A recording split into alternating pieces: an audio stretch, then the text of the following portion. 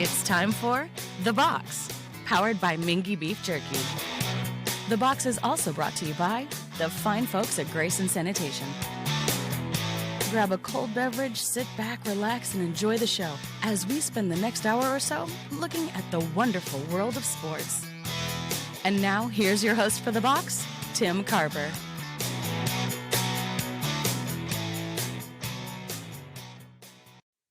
Thank you very much, Jenna. Welcome into The Box with Tim, powered by Mingy Beef Jerky. Another, quarantine edition as this thing keeps rolling on all across the nation. But tell you what, folks, we're going to be fine. No question about it. Just keep doing what you're doing. Do the best you can and let God take care of the rest. You know what I mean? So I'm glad you're joining us here this week. Hopefully, the next 35, 40 minutes, we'll be able to take your mind off some stuff. And I got a great guest today, folks. One of the classiest guys I know, and just a great friend, one of my best friends in the world. His name's Donnie Tyndall. He's the coach of the Grand Rapids Drive in the G League of the NBA. And wow, what a great time we've had in the past. Coach and I have really just been great friends for a long time now. And it was great to catch up with him. Last time we spoke on this program, he was an assistant coach, and it was great to hear that he had gotten the head coaching job there at Grand Rapids. So he took time out and was able to talk with us today, and I'm just so happy that he was able to do so. I've always said that this show, I want it to be just two friends sitting around talking, and there just happened to be a microphone and a recorder going on at the same time, and that's what this show is all about. And I hope that you recognize that it's not necessarily an interview. It's just two guys sitting around talking. And today, one of my best buddies, Donnie Tyndall, is going to be joining us. That'll be coming up next. You're listening to The Box with Tim, powered by Mingy Beef Jerky. The process began in the bluegrass fields of Paris, Kentucky in June 1994 when Ronnie Mingy began selling his beef jerky to local farmers. His recipe and his business have now become a family and a Kentucky tradition, passed down from generation to generation. Hi, Tom Leach here for Mingy Beef Jerky. Mingy Beef Jerky is made the old-fashioned way, hand-sliced, not chopped or formed. If you don't see it where you shop, ask for it. You'll be glad you did. It's Mingy Beef Jerky at minguabeefjerky.com. Welcome back into The Box, powered by Mingy Beef Jerky. And folks, with me today, well, I'm so happy to catch back up with this guy. He's been a long-time friend, and I just tell you, he's one class act, no doubt about it. Coach Donnie Tyndall, how you doing, my friend? I'm doing good, Timmy. How are you? Hey, as we were talking before we started, it's just hanging in there, man, like a hair in a biscuit right now. It's crazy times. That's a good old Kentucky saying right there. I love it. How are things going with you, brother? Well, not bad, Tim. It's been just a crazy whirlwind like it has for everybody. We were having a heck of a season. We ended up with the best winning percentage of any team in the history of the organization at the G League level, and number one in the league in defense and rebounding. And so we did a lot of great things, and we were going to get in the playoffs, maybe even have a home first-round game. And so you're so excited. You've worked all year. Our team did an incredible job of buying in and working, and to have it all, kind of taken away from you and no chance to end it in a special way, that's hurtful. I've heard the term heartbreaking by a lot of different coaches, and it may sound a little corny, but it's the truth. You work all year for this opportunity, and you don't get a chance to end it the right way. But with that being said, nothing's more important than our players and our fans and obviously our family's health. So Right. We're just kind of locked in and studying some film and watching a bunch of Netflix, brother. Well, I've got to ask, since you brought up Netflix, have you watched the Tiger Well, King? I'm going to claim this, and you may not believe me, but I was watching it about 2 or 3 days before it made its big splash. And my girlfriend came downstairs. She's like, "What in the world are you watching?" And I said, "You're not going to believe it. This show is absolutely captivating." It is. So I got through all episodes, 7 episodes, in like a day and a half. And then like literally 2 days later, it's number one on Netflix. And I laughed. I said, I told you. I described that show kind of like a really bad car wreck. You really didn't want to look at it, but curiosity just kept you staring at it. You know what I mean? That's right. That, That's that's right. that's why on the interstate, even though the wreck's on the other side of the interstate, the traffic jam's on the westbound lane too, because everybody wants to lollygag and gawk at it. So Check it out. Yeah, that's exactly. kind of how I described it, and I'm right there with you. I watched it when it first came out because I was bored and looking for something new, and I couldn't turn away. I think I watched it in less than 24 hours, all episodes. It was crazy. That's right. But I digress. Since last we talked on this show, Coach, you were an assistant coach. Now you are the head coach at Grand Rapids. Talk to us a little about how that came about and how that made you feel when you found out that news. Well, Coach Casey, the head coach of the Pistons, has been a friend of mine for a long time. Coach Martin, actually, is a mutual friend, got us in touch years ago. And he was a big part of the reason I was in Toronto with their G League team 4 years ago when we won the championship. And then when he got the job here, he knew I was in Grand Rapids doing some scouting for the Raptors. And he said, hey, if you want to get back in the gym, come be an assistant for a year or two and let's see what shakes out. And so I did and enjoyed being an assistant. You're always learning at this level. So enjoyed it. But obviously, when the head coaching opportunity arose, I was excited about that and just really, really blessed that he gave me an opportunity to do what I love to do. And I love coaching basketball, but being a head coach is obviously where I feel most comfortable. And so it was a great opportunity just to be back in charge. And again, at this level, you're constantly learning. You're learning from your general manager. You're learning from other coaches. I tell you what, you learn the most from your players at this level. So I think I've grown as a coach. It's been a lot of fun, and to do it right here in my home city is pretty cool, where my mom and dad and sister can come to every game, Right. And, I was looking at the stats. I think you mentioned it earlier. Number one in the league in defense. When I saw that, I thought, well, that doesn't surprise me at all because I've been around Coach Tyndall since the early days at Morehead State, and defense was something you've always preached. And that, I don't even know what you call your defense. It's a crazy matchup, man-to-man zone, whatever it is. It's crazy looking, but it works. And I know you're proud of that as well. Well, I am. And, we, just as you said, in college, we were almost all all zone, but with a lot of man-to-man principles in that zone, Tim. And at this level, you just can't play extended periods of zone. The players are too good. They got too many shooters on the floor. Most times it's 4 shooters. A lot of times with certain lineups, it's 5 shooters out there. So zone isn't the answer. But we did play the second most possessions of zone in the G League, which was, if you can believe it, only 10 a game, but that was quite a bit for this level. And we had the number one overall defense, the number one zone defense, and the thing that I wasn't sure about, to be honest with you, I just was not sure if I could get my guys to buy in defensively like we did in college, Right. And to their credit, they did. They busted their tail every day. Defense and rebounding were our trademarks, which was always the case in college, and we were able to get that to the floor on most nights at this level, which isn't hard to do because the season is so long, Tim, and the games are so long. Right. That getting guys to consistently defend for long periods of time is not easy. But again, to their credit, we did, and I was excited to see that. Is there a huge difference in coaching at the collegiate level to the pro level? I know there has to be some, but is there a huge deal of difference?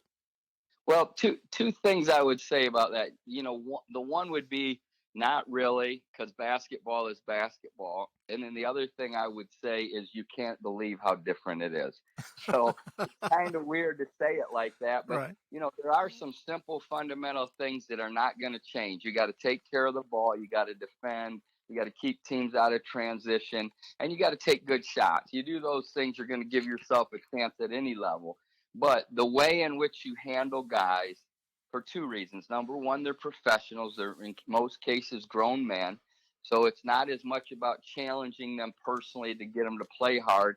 They got to play harder. They're not going to get their contract renewed, or they're not going to move up the ladder. Right. So you do a lot more teaching. You do more film stuff because you just don't get the practice time once the season starts at this level. So it's a ton of film work, both collectively with your team and individually with guys. And then the third thing is I think these guys know if you don't know what you're talking about. So you have to be so prepared, so organized, and on top of every detail, because literally if you make one mistake telling a guy how to guard a pick and roll coverage, they're going to know, and they're going to look at you sideways, and then you lose some credibility with guys, you know? Right. Yeah, And exactly. so they got to know that you know your stuff and that what you're telling them is going to help them be a better player. And, you know, I'd like to think we know what we're doing, and guys bought in and believed in our system and what we were trying to do. So it was good. It really was.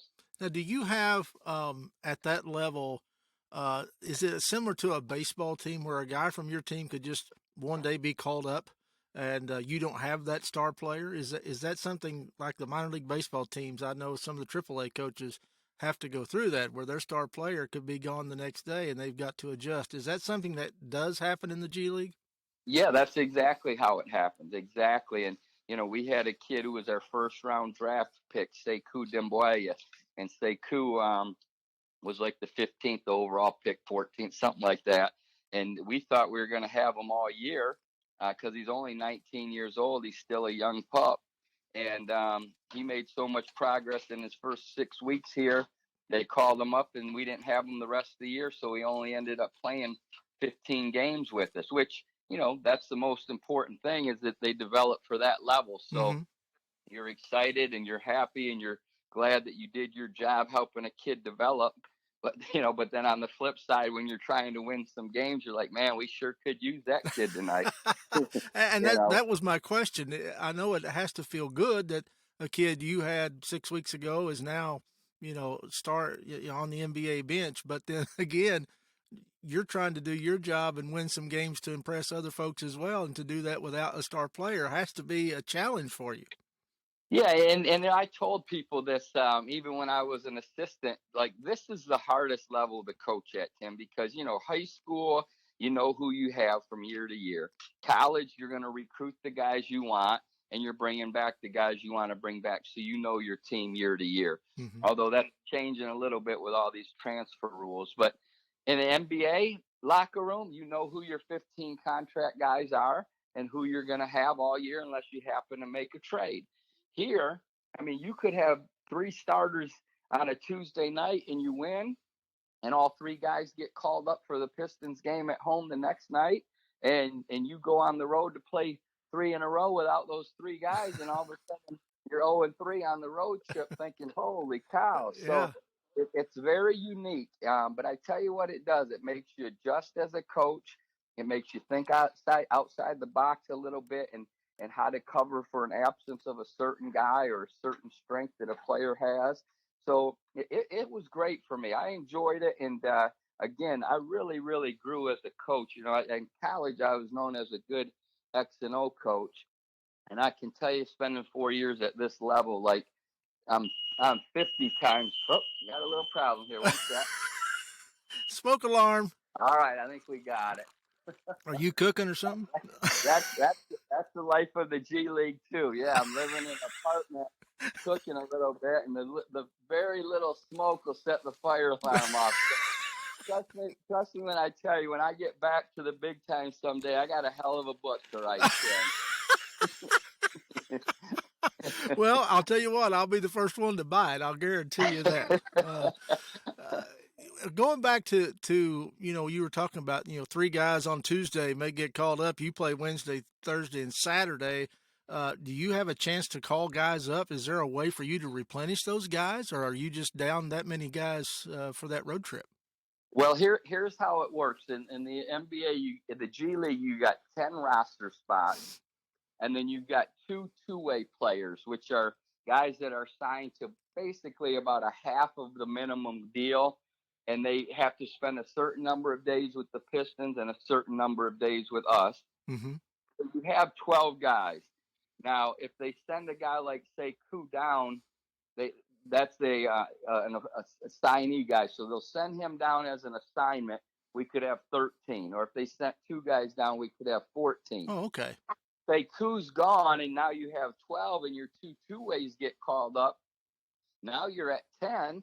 If you happen to have a guy or 2 that's banged up with an injury, all of a sudden you're at 8 or 9. I mean, we had that happen to us this year. We went to Fort Wayne to play the Pacers team with only 8 guys. Our two-way guys were called up. Sekou had already been up for the year, and we had 2 guys hurt. So we had 8 guys. And, yet we went in there and found a way to win. And so you're so proud of those kids when they do stuff like that. Right.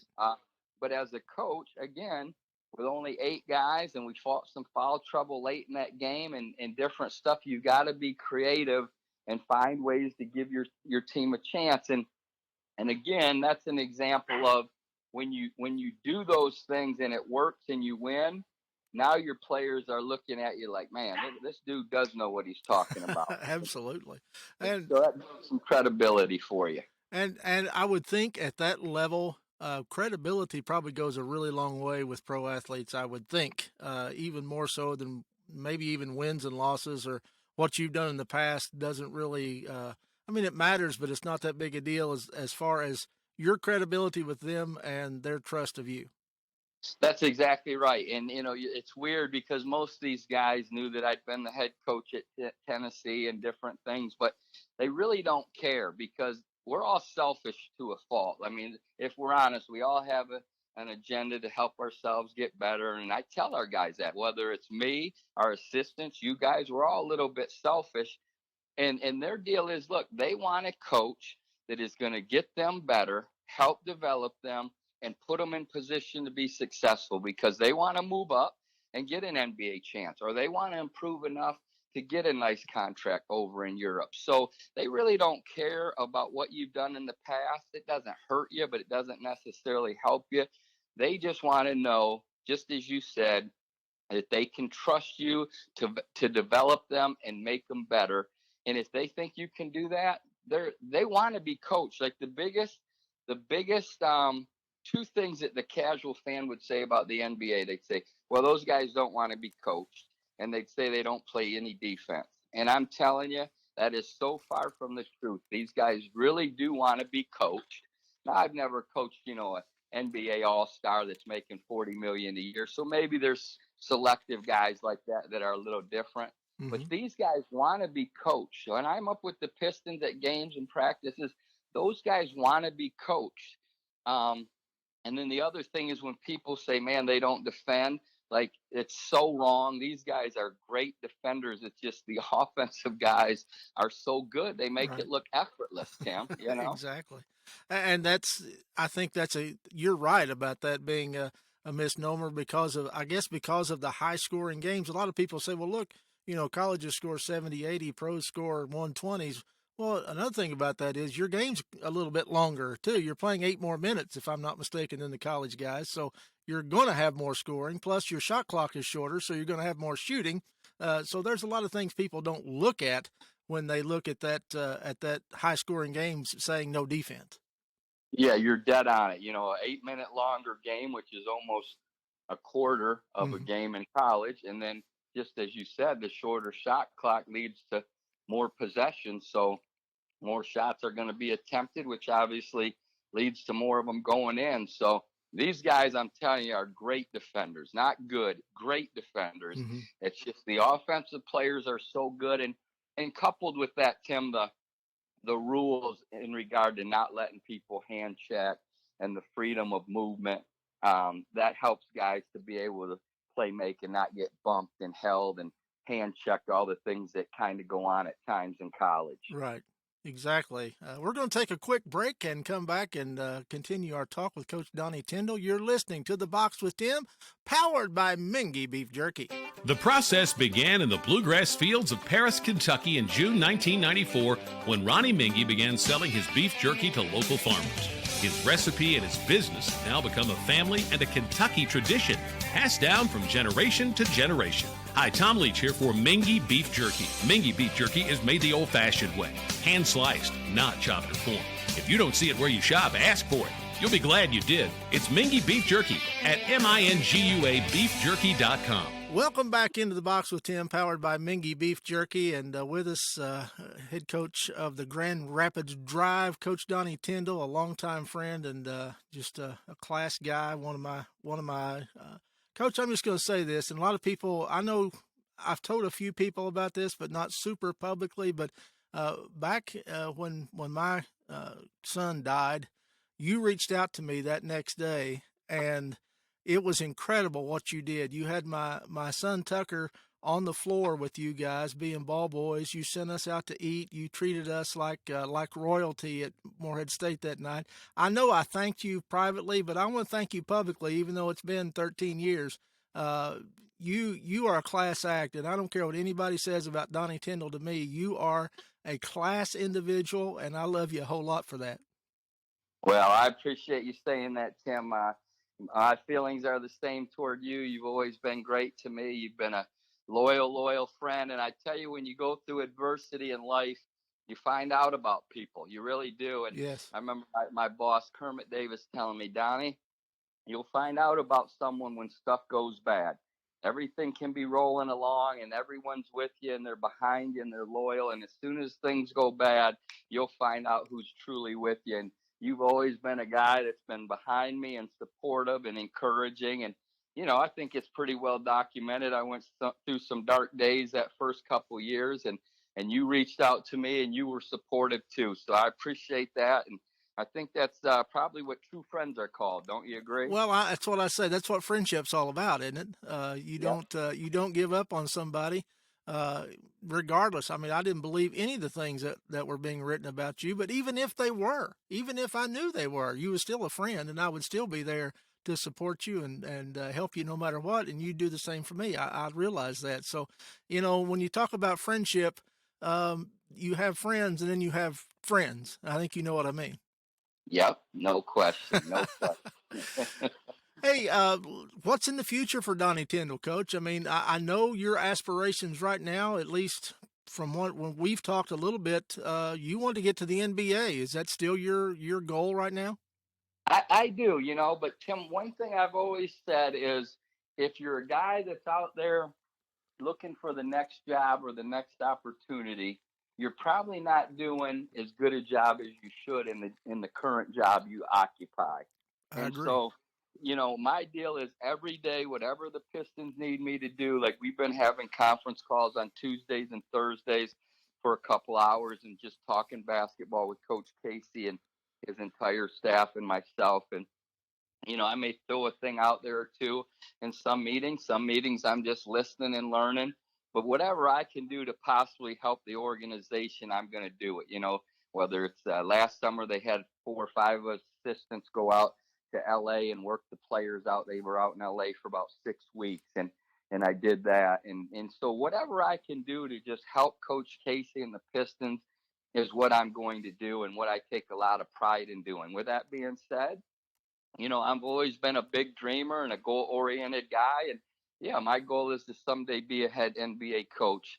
And I'm going to have to be an NBA assistant, obviously, before that happens, if it ever happens. So my thing is just do the best job that I can do in the job and the task that I have and hope that people take notice enough to give me that opportunity at the next level or the next opportunity at the next spot and go from there. But I do have big ambitions. You know how I'm built, how I'm made up, Timmy. And, I do. And whether that'll ever happen or not, I don't know. But, there were probably a lot of people that never thought I'd be the youngest head coach in the SEC either. So we'll just keep fighting, scratching, and see what happens. Hey, I never doubted you at all, Coach. I mean, I saw your work ethic at Morehead State. It was incredible. But if you don't have those goals, if you don't have those ambitions, and you don't have the work ethic to do those, I don't think you can get to the next level unless you have set yourself up to succeed and have those goals. No question, and it's the same thing you tell your players. We may have our 9th or 10th guy on our G League team that doesn't play much at all, and his goal is to still be on an NBA roster one day. Well, what are you going to do? Tell that kid it can't be done, or it won't happen. No, you're going to encourage him. You're going to tell him what he needs to do to give himself even a chance of that happening. Mm-hmm. And then let the kid go chase his dreams, and hopefully he gets the opportunity. If nothing else, like in my situation, you work, work, work. If I never get to be an NBA head coach, well, then maybe I get to be an NBA assistant, or maybe I go back to college at some point in time. But you've got to think big, and then have the work ethic and the mentality to back it up. That's one thing I always say to our guys. It's one thing to talk about it. It's another thing to be about it. So Right. you got to go be about it every day. And that's what I try to do. You mentioned college. Is that something you would consider given the right circumstances still?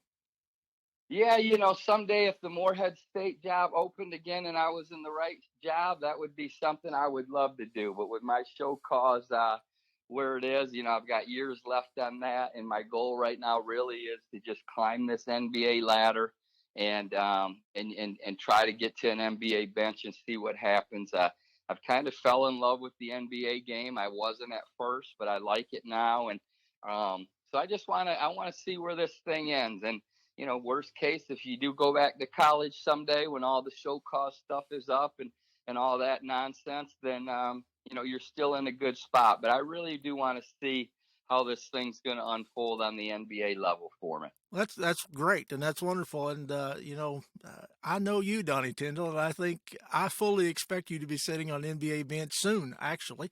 And hopefully you won't be too big to talk to me at that point, right? No way. I'll leave you tickets when we come to Indiana or Cleveland, someplace fairly close. I don't know where else it'd be, but hey, I'd go anywhere to watch you coach, my friend.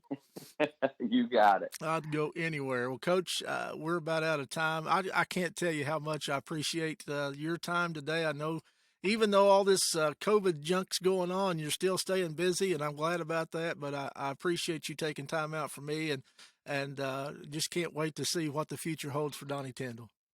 You got it, Tim. Tell all my Kentucky friends and family I said hello, and you stay safe along with your family out there too, buddy. Thank you, my friend. God bless you.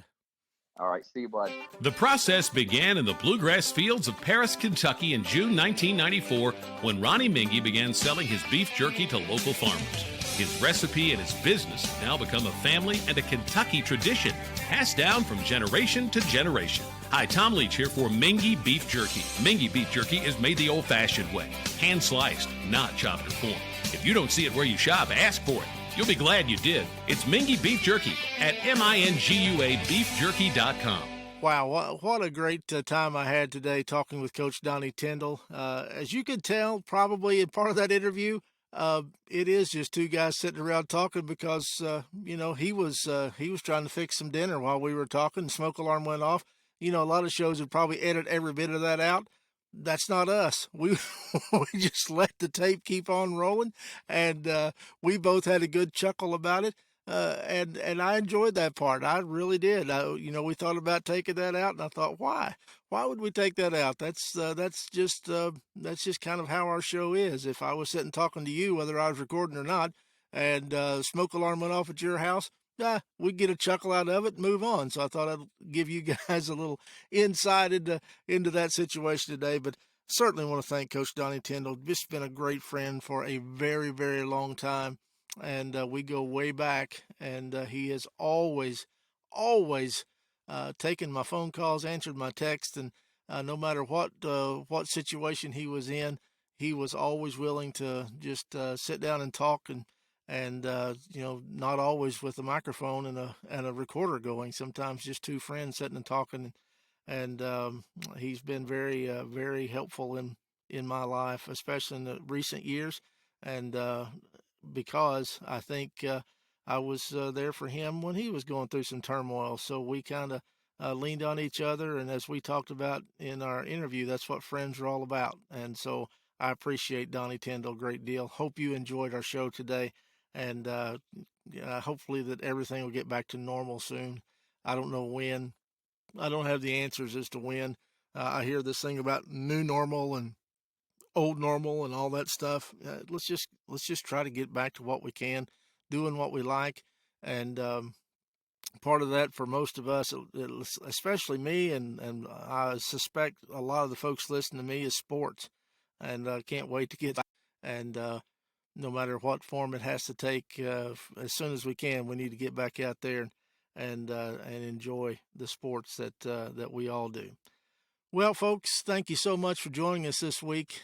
Stay safe out there. God bless you all.